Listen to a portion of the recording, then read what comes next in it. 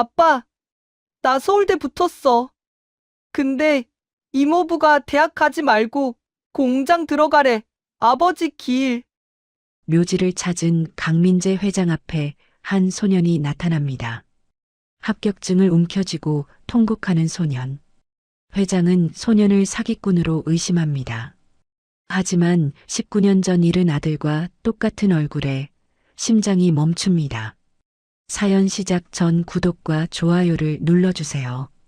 평범해 보이는 사람들의 숨겨진 이야기를 매일 전해드립니다.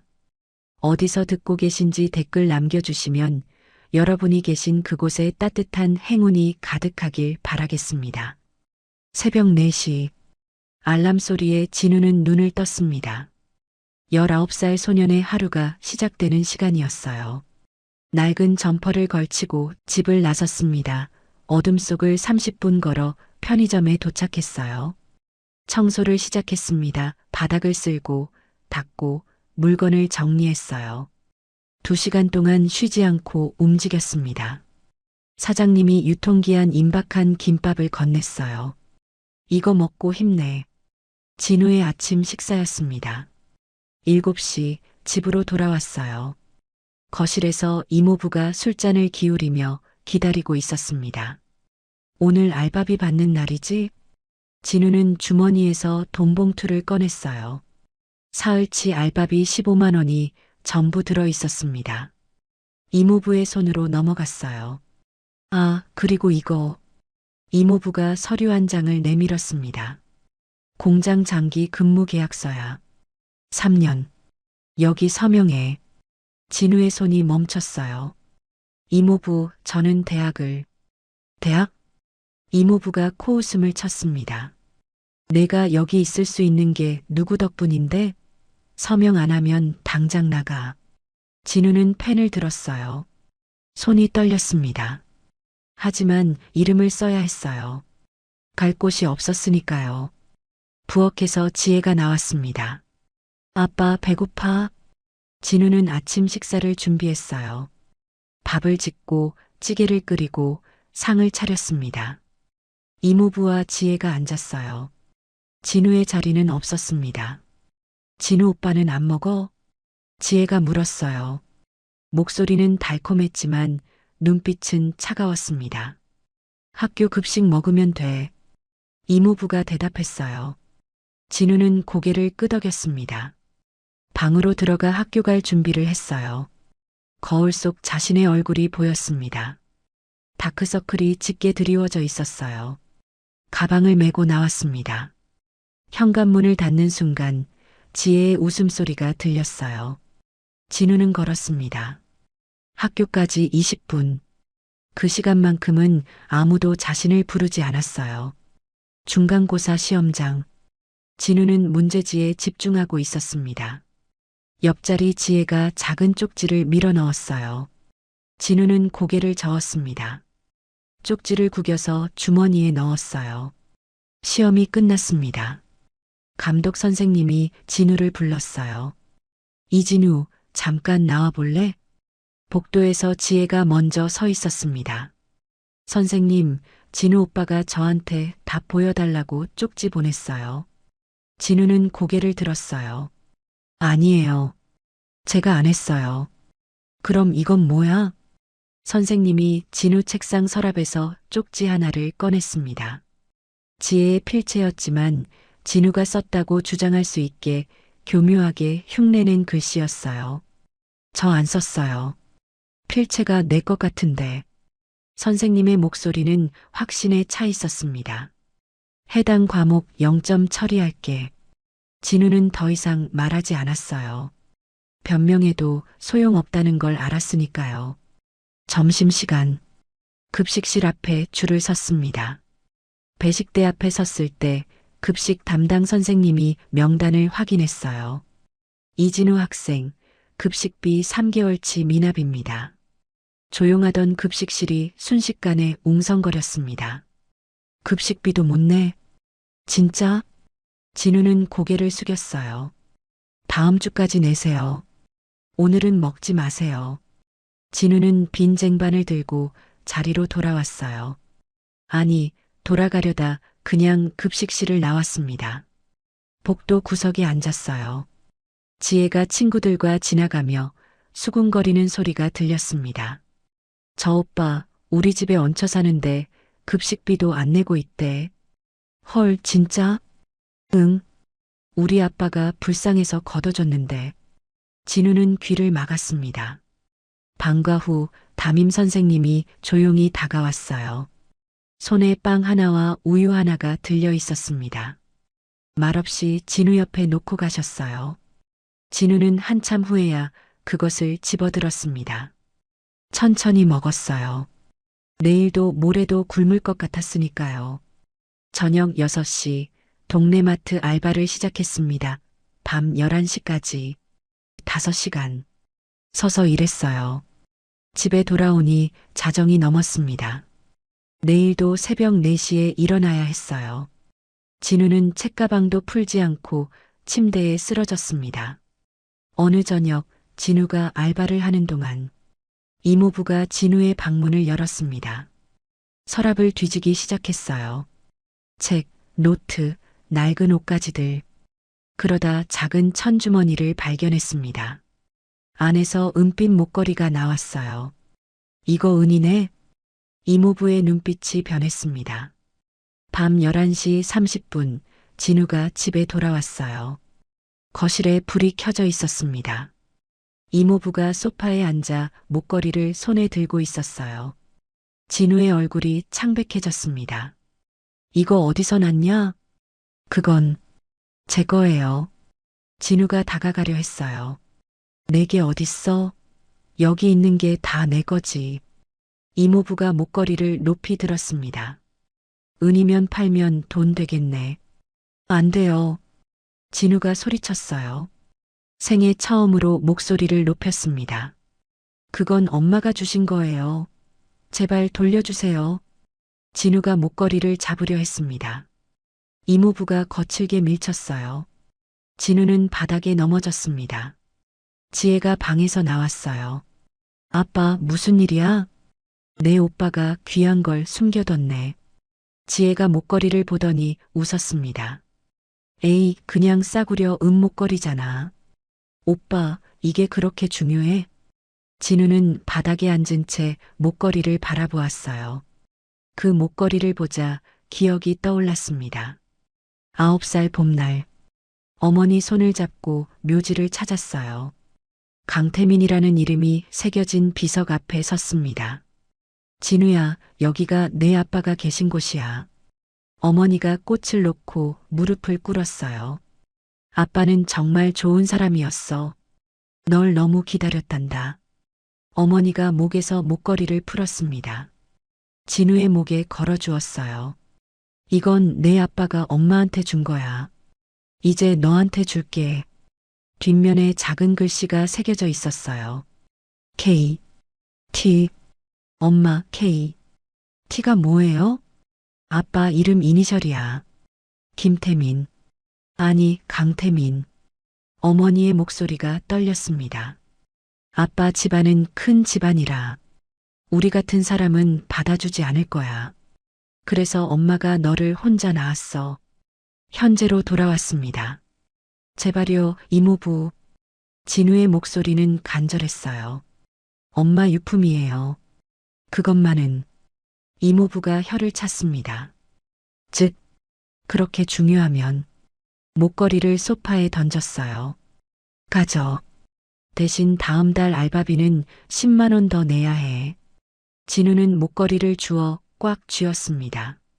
방으로 들어가 문을 잠갔어요. 손이 떨렸습니다. 그날 밤 진우는 옷 속에 목걸이를 숨겨서 잤어요. 12월 어느 날 아침, 수시 합격 발표가 있는 날이었습니다. 진우는 컴퓨터실에 앉았어요. 수험 번호를 입력했습니다. 떨리는 손으로 조회 버튼을 눌렀어요. 화면에 글자가 떴습니다. 합격을 축하합니다. 진우의 눈에서 눈물이 흘렀어요. 담임 선생님이 들어왔습니다. 진우야, 혹시? 진우는 고개를 끄덕였어요. 합격했어요. 서울대요. 선생님이 프린터로 가서 합격증을 출력해 주었습니다. 이거 가족들한테 보여드려. 분명 기뻐하실 거야. 진우는 합격증을 가슴에 안았어요. 집으로 가는 길 발걸음이 가벼웠습니다. 어쩌면, 정말 어쩌면 이모부도 조금은 기뻐해 주지 않을까. 현관문을 열고 들어갔어요. 이모부, 조심스럽게 불렀습니다. 저 오늘 합격 발표가 있었어요. 거실에서 TV를 보던 이모부가 고개를 돌렸어요. 그래서 서울대학교에 합격했어요. 진우가 합격증을 내밀었습니다. 이모부는 합격증을 받아들었어요. 한참을 들여다보더니 갑자기 양손으로 종이를 잡았습니다. 찢어지는 소리. 합격증이 반으로 찢어졌어요. 다시 찢었습니다. 또 찢었어요. 바닥에 조각들이 흩어졌습니다. 서울대, 내 주제에. 진우는 말을 잃었어요. 공장 계약서 벌써 썼잖아. 다음 주 월요일부터 출근이야. 이모부, 제발이요. 진우가 무릎을 꿇었습니다. 저 정말 가고 싶어요. 장학금도 받을 수 있어요. 알바 더 늘려서 제 힘으로 다닐게요. 닥쳐. 이모부의 손이 올라갔어요. 탁! 뺨을 때리는 소리가 거실에 울렸습니다. 진우는 바닥에 쓰러졌어요. 지혜가 방에서 나왔습니다. 진우를 내려다보더니 이모부에게 다가갔어요. 아빠, 오빠도 이해해줘. 대학 가고 싶은 건 당연하잖아. 목소리는 부드러웠지만 입가에는 미소가 걸려 있었어요.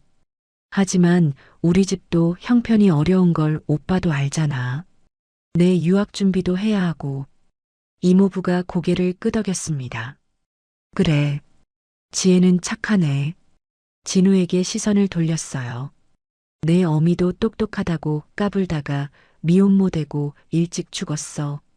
너도 주제 파악 좀 해. 진우는 고개를 들지 못했습니다. 다음 날 학교, 담임 선생님이 진우를 불렀어요. 진우야, 내 이모부께서 학교에 편지를 보내셨는데. 선생님이 편지를 보여주었습니다. 가정 형편상 지나기 어렵다고, 취업을 원한다고 쓰셨네.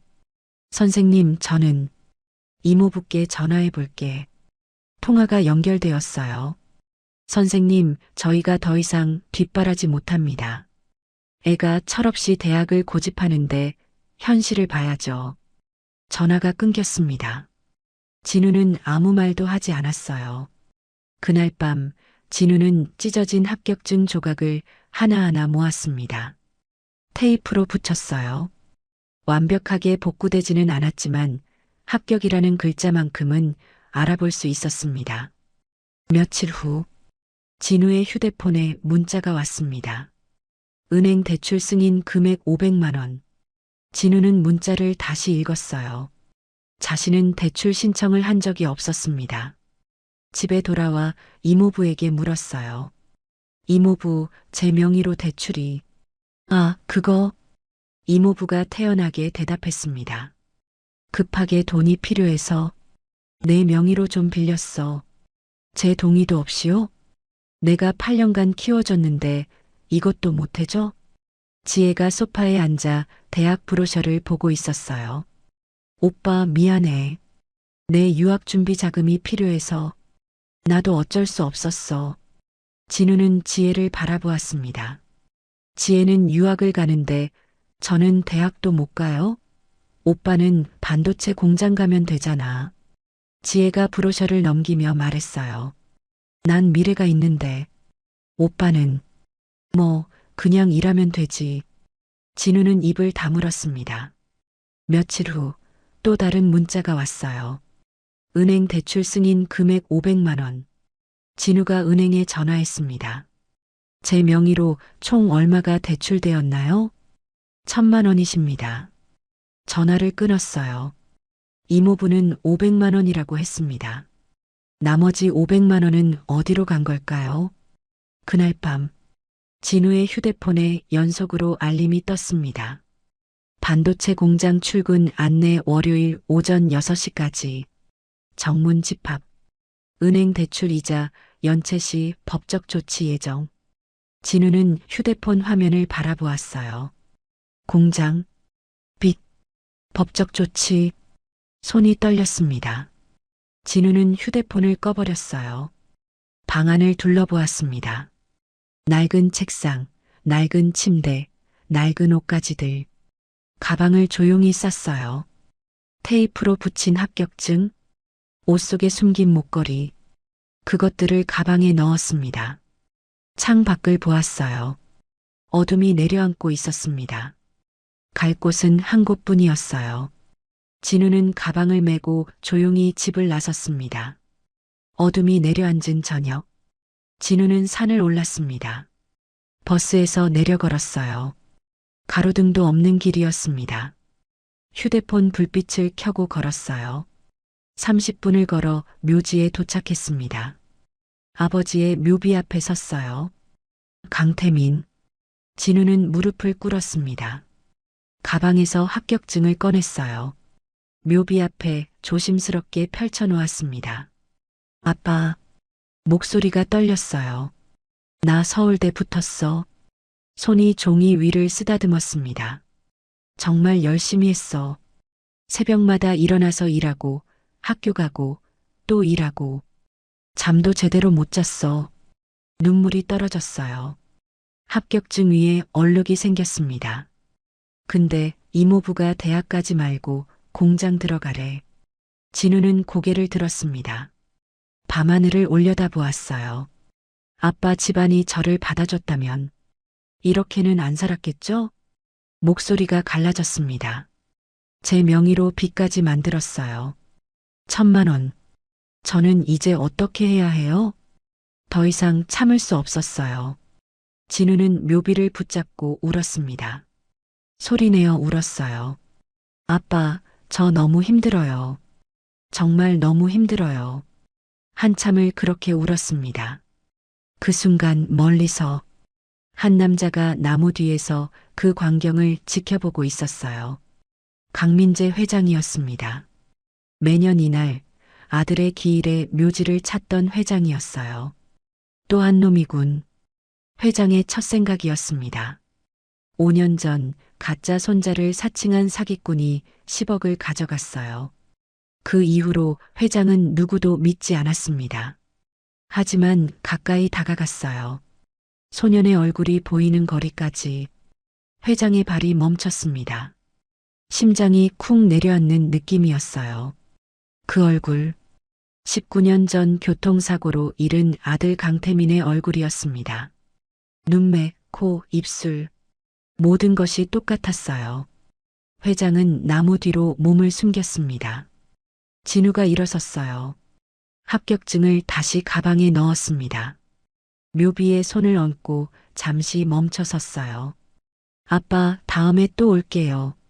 진우는 산을 내려가기 시작했습니다.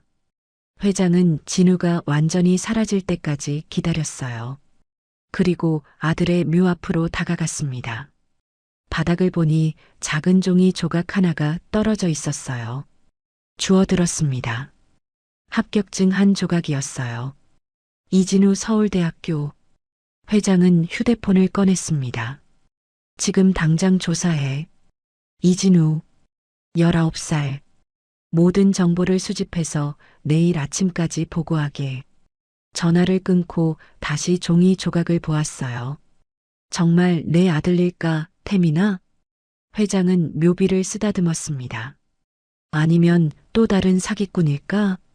하지만 그 얼굴은 잊을 수가 없었습니다. 사흘 후 진우는 알바 중이었습니다. 어지러웠어요. 제대로 먹지 못한 지 사흘째였습니다. 손님에게 거스름 돈을 잘못 줬어요. 야, 제대로 계산하라고. 죄송합니다. 진우의 시야가 흐려졌습니다. 바닥이 가까워졌어요. 쿵. 진우는 쓰러졌습니다. 눈을 떴을 때 하얀 천장이 보였어요. 병원이었습니다. 옆에 낯선 노인이 앉아 있었어요. 깨어났구나. 진우는 몸을 일으키려 했습니다. 누구세요? 나는 강태민의 아버지다. 진우의 눈이 커졌어요. 아버지, 아빠의, 그렇다. 회장의 목소리는 차갑고 냉정했습니다. 유전자 검사를 하자. 내가 정말 내 손자인지 확인해야겠다. 진우는 회장을 바라보았어요. 왜 이제 오셨어요? 뭐, 엄마가 돌아가시고 8년이나 지났는데 왜 이제? 목소리가 떨렸습니다. 회장은 진우를 똑바로 보았어요. 5년 전에도 너 같은 사기꾼이 있었다. 3억을 가져갔지. 진우는 말을 잃었습니다. 사기꾼이라고 생각하세요? 확인하기 전까지는 모르는 거야. 회장이 일어섰어요. 검사 결과는 일주일 후에 나온다. 그때 다시 보자. 문이 열렸습니다. 이모부가 들어왔어요. 회장님, 죄송합니다. 이 아이가 폐를 끼쳐서. 이모부는 허리를 굽혔습니다. 이 아이 보호자시죠? 네, 8년간 제가 키웠습니다. 회장이 이모부를 바라보았어요. 어떤 아이입니까? 참, 손이 많이 가는 아이예요. 이모부가 한숨을 쉬었습니다. 거짓말도 자주 하고 학교에서도 문제를 일으키고 제가 얼마나 고생했는지. 진우는 이모부를 바라보았어요. 이모부, 그게 무슨. 진우야, 어른들 이야기 중이야. 이모부의 눈빛이 날카로웠습니다. 회장은 두 사람을 번갈아 보았어요. 일주일 후에 다시 오시죠. 유전자 검사 결과를 확인하고 이야기합시다. 이모부가 나갔습니다. 진우와 회장만 남았어요. 진우는 조심스럽게 물었습니다. 할아버지, 라고 불러도 될까요? 회장은 고개를 저었어요. 아직은 아니야. 확실해지면 그때. 진우의 눈에 눈물이 고였습니다. 회장은 더 이상 말하지 않고 병실을 나갔어요. 문이 닫혔습니다. 진우는 혼자 남겨졌어요. 하지만 진우는 몰랐습니다. 회장은 이미 모든 것을 조사하고 있었어요. 이모부의 보험금 횡령, 진우의 명예 도용, 지혜의 학교 폭력, 모든 증거를 수집 중이었습니다. 회장은 차에 올라타며 중얼거렸어요. 만약 내가 정말 내 손자라면. 창 밖을 바라보았습니다. 그 사람들을 용서하지 않을 거야. 일주일 후 병실에 모두가 모였습니다. 강민재 회장, 이진우, 박성철, 박지혜. 회장이 봉투를 꺼냈어요. 천천히 개봉했습니다. 결과지를 꺼내 읽었어요. 조부 손자 관계 99.99% 일치. 잠시 침묵이 흘렀습니다. 이모부가 먼저 입을 열었어요. 회장님, 축하드립니다. 회장은 이모부를 바라보지 않았습니다. 대신 테이블 위에 두꺼운 서류를 내려놓았어요. 박성철 씨. 네, 회장님. 이게 뭔지 아십니까? 서류 첫 장을 펼쳤습니다. 8년 전 당신은 이연주 씨의 보험금 1억 5천을 수령했습니다. 이모부의 얼굴이 굳었어요. 그런데 진우에게 실제로 쓴 돈은. 회장이 다음 장을 넘겼습니다. 10만 원. 급식비 한 번. 그게. 나머지 돈은 어디 갔습니까? 세차, 집 리모델링, 따님 학원비. 회장이 서류를 한 장씩 넘겼어요. 그리고 8년간 진우가 번 돈 3천만 원. 전부 당신이 가져갔죠. 회장님, 그래도 우리가 8년간 밥은 진우 돈으로 먹인 밥입니다. 회장의 목소리는 차가웠어요. 다음 서류를 꺼냈습니다. 진우명의 무단 대출 1,000만 원. 이것도 당신이죠? 이모부는 대답하지 못했습니다. 회장이 진우를 향해 돌아섰어요. 진우야. 진우는 고개를 들었습니다. 미안하다. 네. 내가 너를 의심했어. 냉정하게 대했지. 회장의 목소리가 떨렸습니다. 하지만 확실히 해야 했어. 내가 정말 내 손자인지. 그리고 회장이 서류를 들어보였어요. 이 사람들이 너를 어떻게 이용했는지. 진우의 눈에서 눈물이 흘렀습니다. 문이 열리고 경찰관들이 들어왔어요. 박성철 씨, 보험금 횡령 및 아동학대 혐의로 동행하시겠습니다. 수갑이 채워졌습니다. 지혜가 소리쳤어요. 아빠. 지혜가 진우에게 다가왔습니다. 오빠, 나 몰랐어. 진짜야. 아빠가 시킨 거였어. 진우는 지혜를 바라보았어요. 넌 알았어. 오빠, 너도 즐겼잖아. 나를 도둑으로 만들고 거짓말쟁이로 만들고. 진우는 고개를 돌렸습니다. 지혜는 더 이상 말하지 못했어요. 경찰이 이모부를 데리고 나갔습니다. 병실이 조용해졌어요. 회장과 진우만 남았습니다. 회장이 진우의 어깨를 감쌌어요. 이제 집에 가자. 집이요? 할아버지 집. 내가 있어야 할 곳. 진우는 회장을 끌어안고 울었습니다. 다음 날 새벽, 회장과 진우는 함께 강태민의 묘를 찾았습니다. 진우는 옷 속에서 목걸이를 꺼냈어요. 회장은 그 목걸이를 보는 순간 눈물을 흘렸습니다. 이건 엄마가 주셨어요. 아빠가 엄마한테 준 거래요. 회장은 떨리는 손으로 목걸이를 받아들었어요. 뒷면에 이니셜을 쓰다듬었습니다. 내가 아들한테 첫 월급으로 사준 거야. 회장은 진우의 목에 직접 목걸이를 걸어주었어요. 이제 내가 가져. 둘은 묘비 앞에 나란히 섰습니다. 회장이 먼저 입을 열었어요. 태민아, 아빠가 내 아들을 찾았다. 19년이 걸렸어. 정말 미안하다. 진우도 고개를 숙였습니다. 아빠, 할아버지를 만났어요. 이제 서울대 갈 수 있어요.